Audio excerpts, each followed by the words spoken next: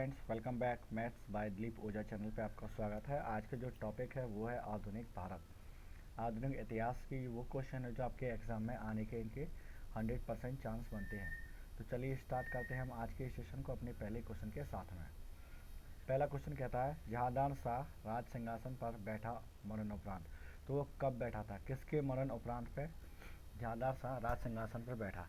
आपके ऑप्शन है बहादुर शाह प्रथम, आजम शाह, फर्रुखसियर या औरंगजेब।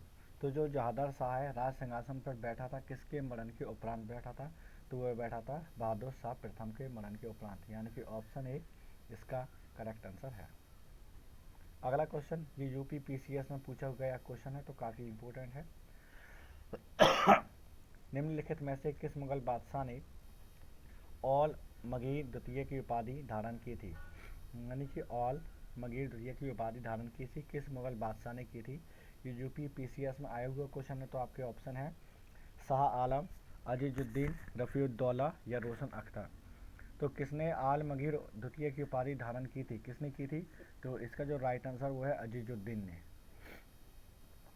ऑप्शन बी आपका राइट आंसर है। ओके, चलते हैं अपने अगले क्वेश्चन की तरफ। अगला क्वेश्चन हमसे कहता है निम्नलिखित कथनों में से कौन बहादुर शाह जफर के बारे में सही नहीं है? कौन सही नहीं है, यानी कौन सा स्टेटमेंट गलत है बहादुर शाह जफर से रिलेटेड?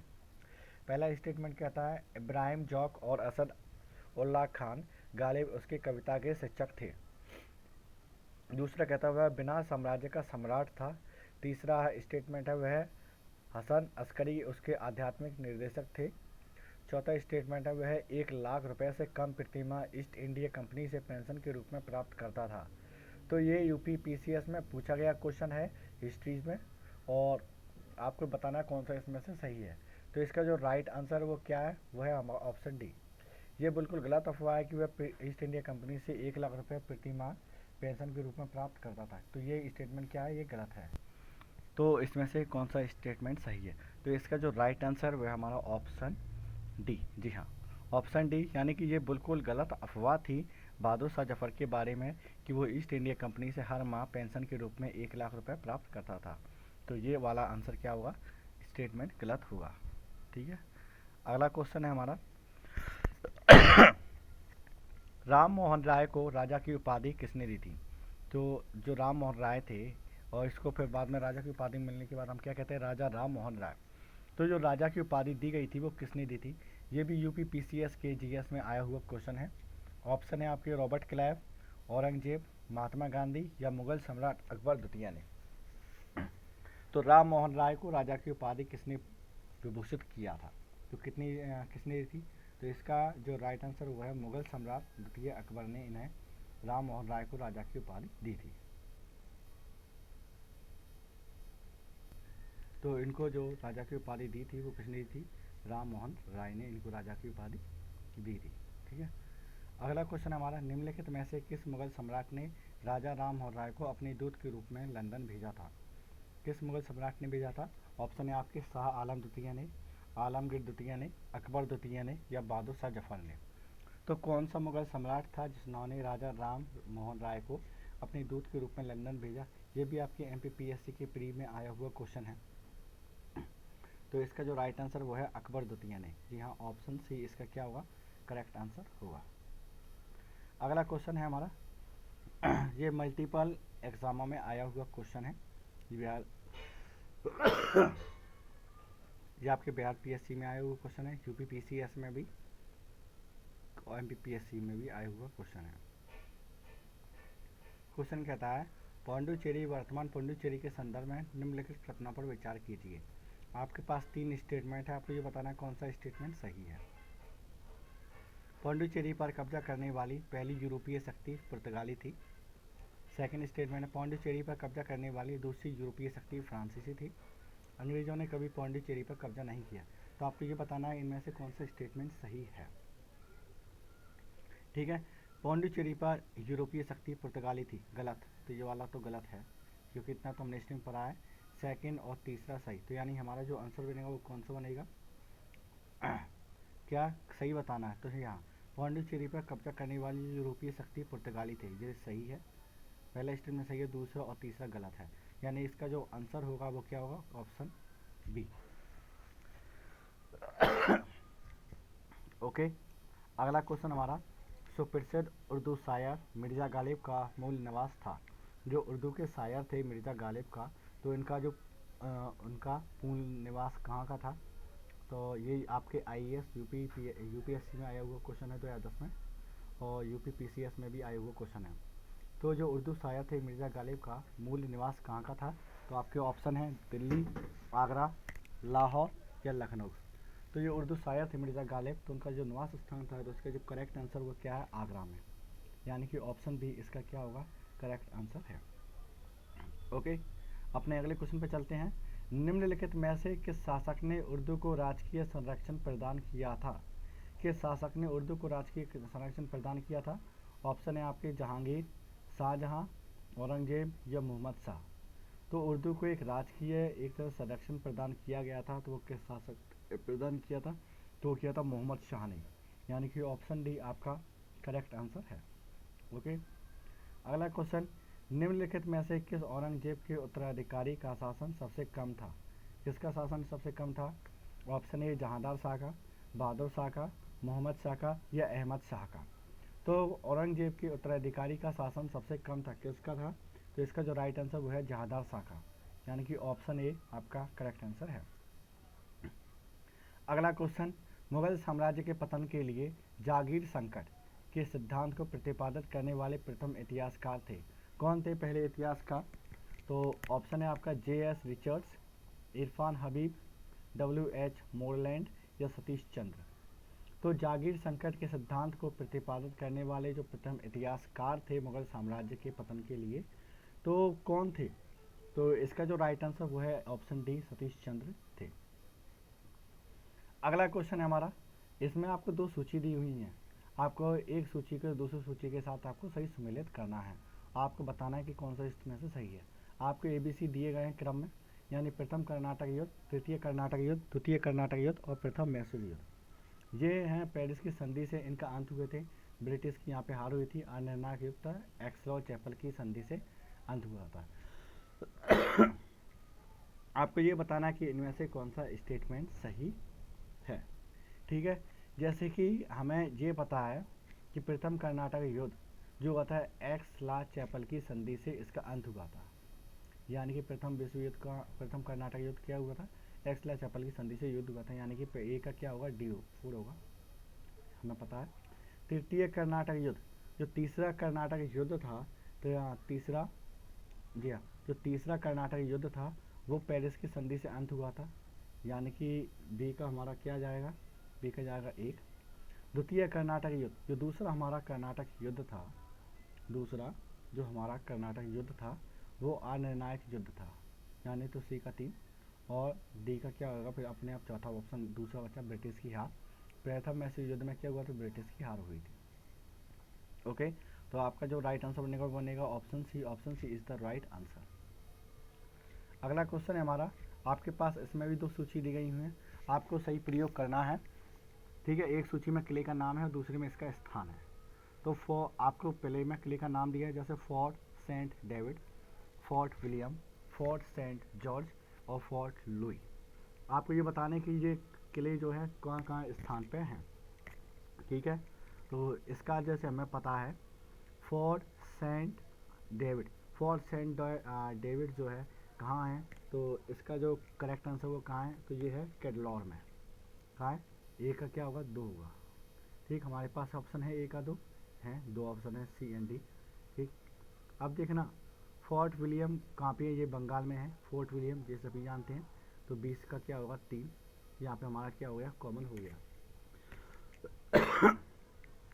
सी फोर्ट सेंट जॉर्ज, जो फोर्ट सेंट जॉर्ज है वो कहाँ है, ये भी हम जानते हैं वो कहाँ है, मद्रास में। तो सी का क्या होगा कहाँ, यानी कि हमारा ऑप्शन सी इसका राइट आंसर होगा, ऑप्शन सी। ठीक, क्योंकि फोर्ट जो लुई है, फोर्ट लुई, फोर्ट लुई कहाँ है, फोर्ट लुई है आपका पौंडीचेरी में। Fort Saint George, Fort Saint George आपका जो सी वाला है वो कहाँ है, वो है मद्रास में। फोर्ट विलियम, फोर्ट विलियम आप और हम सभी जानते हैं वो कहाँ है, बंगाल में है।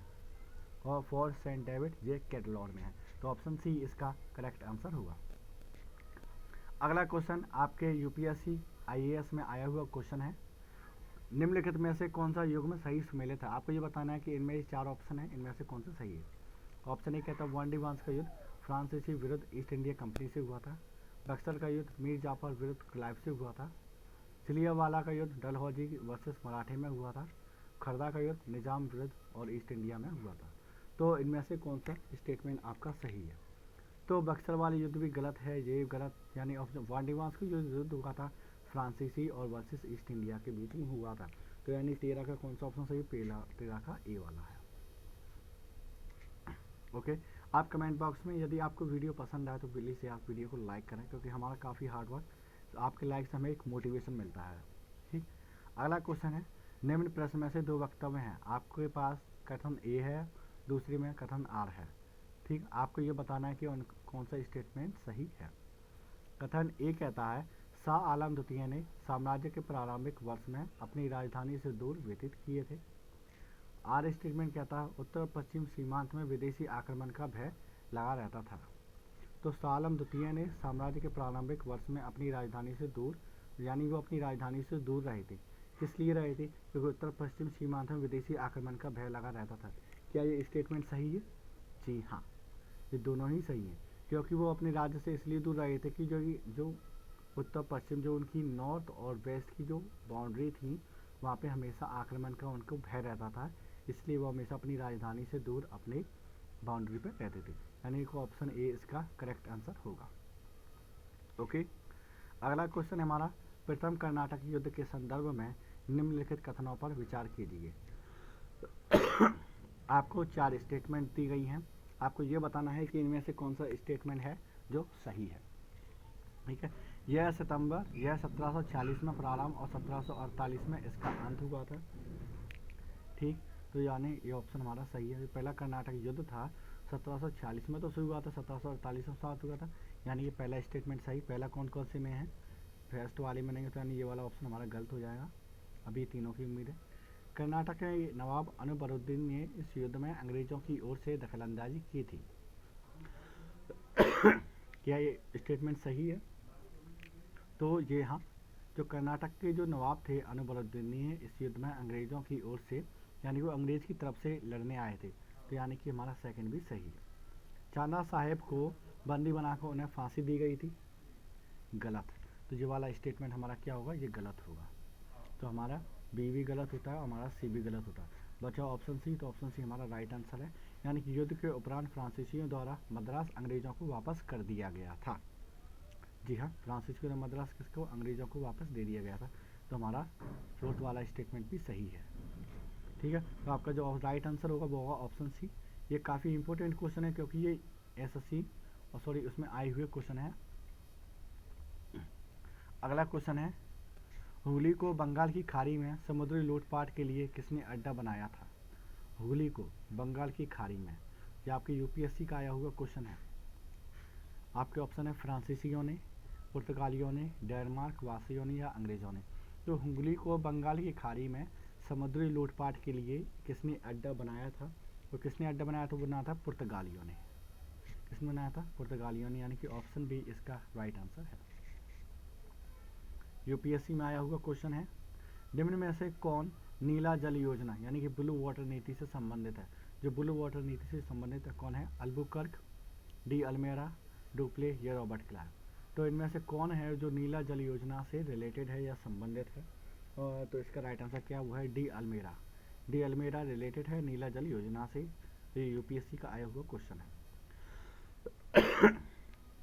भारत में यूरोपीय शक्तियों के प्रवेश के संदर्भ में निम्न में से कौन सा कथन सही नहीं है। कौन सा कथन सही नहीं है, ऑप्शन ए, अंग्रेजों ने अपना पहला कारखाना, अंग्रेजों ने क्या था, अंग्रेजों ने, सॉरी क्वेश्चन थोड़ा मतलब पीछे निकल गया।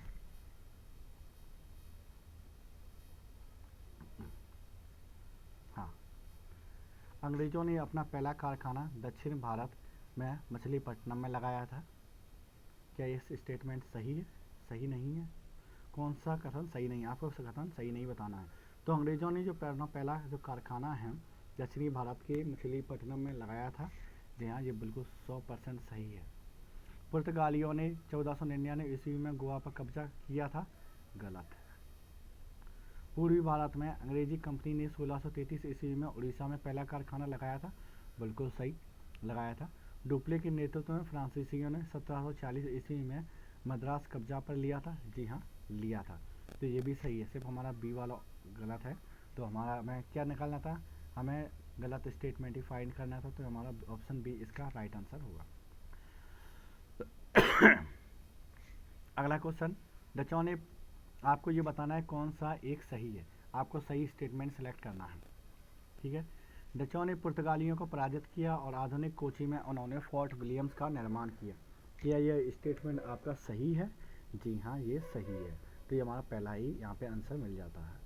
आधुनिक कोची भारत की स्वतंत्रता तक डच उपनिवेश था, गलत। आधुनिक कोची पहले डच उपनिवेश था जिस पर बाद में पुर्तगालियों का अधिकार हो गया था, ये भी गलत है। आधुनिक कोची कभी भी ब्रिटिश उपनिवेश का भाग नहीं था, ये भी गलत है, वो तो भाग था, तभी तो उनका उपनिवेश यहाँ पे हुआ था। तो यानी ऑप्शन ए इसका करेक्ट आंसर है, ठीक। अगला क्वेश्चन जो हमारा आज का लास्ट क्वेश्चन है, सूची आपके दो सूची दी गई हैं, आपको बताना है पहले में पौंडीचेरी, गोवा, ट्रावनकोर और मद्रास। आपको ये बताना है कि इनमें कौन कौन सी अंग्रेजी कंपनियाँ थीं, डच, फ्रेंच, पोर्टुगीज या डेनिश। पौंडीचेरी पर किसका कब्जा था, पौंडीचेरी पर किसका कब्जा था, तो आपको ये बताना किसका था पौंडीचेरी पर। पौंडीचेरी किसके कब्जे में थे, फ्रेंच के में थे, यानी कि ए का क्या आएगा, दूसरा आएगा, ठीक है। ए का क्या होगा, दूसरा, और दूसरा ये रहा, हमें ऑप्शन बी में ही मिलता है, यानी कि पौंडीचेरी फ्रेंच के साथ थे। गोवा पर किसका अधिकार था, गोवा पर पोर्टुगीज थे, जी हाँ, गोवा पर पोर्टुगीज का अधिकार था। ट्राकनबोर कौन थे, ये थे डेनिश थे यहाँ पे। और मद्रास में सबको पता है डच लोग थे, उन पर आक्रमण करके फिर अंग्रेज़ों ने इनसे ले लिया था, ठीक है। तो फ्रेंड्स, आपको ये आज का सेशन कैसा लगा प्लीज़ बताएं। वीडियो पसंद आए तो इसको लाइक करें, अपने फ्रेंड्स के साथ शेयर करें और चैनल को सब्सक्राइब ज़रूर करें। एंड जय हिंद।